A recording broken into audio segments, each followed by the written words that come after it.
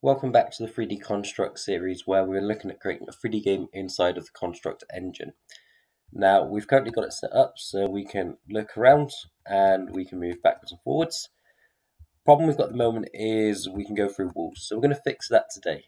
Now there's lots of issues that come with 3D objects and collision. So first of all, the 3D collision is applied all the way up when applied the solid object. So let's apply that first, because I think we're going to need today. So edit behaviors, add new behavior, solid onto our 3D shape.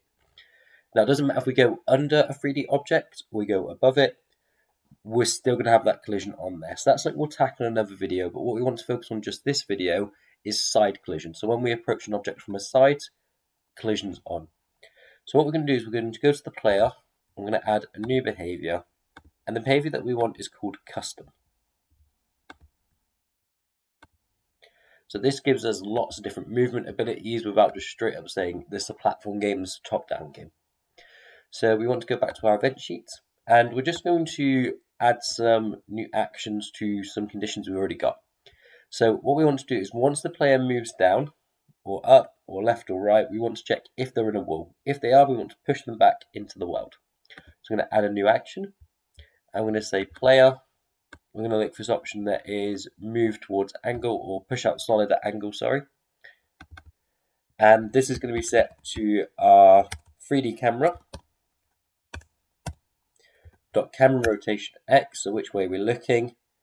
And for each one, we need to go back in the opposite direction. So if we're moving forwards, we then need to go 180 to go backwards. We can copy and paste this line of code. If we're going backwards into a wall, we then want to be pushed forwards. So that one's a nice easy one, we just don't apply anything.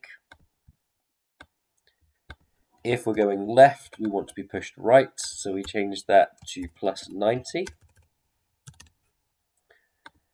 And finally, if we're going right, we want to be pushed left, so we do that to minus 90. With all that set up, we can run our game now.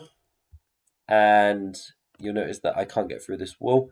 It's actually taking my initial sprite as the guide of where we are able to walk through and where we're not. So mine's actually a little bit big, so what I'm going to do now is I'm going to shrink it down to make it a bit more of a reasonable size. I'm also going to go down and turn this option of initially visible off. So now when I run it, my feet are no longer there. And I can walk up to all sides of the object and I won't be able to pass through the objects anymore as long as they've got the solid behavior. Obviously, this doesn't stop top and bottom collisions. That's something we'll tackle in another video.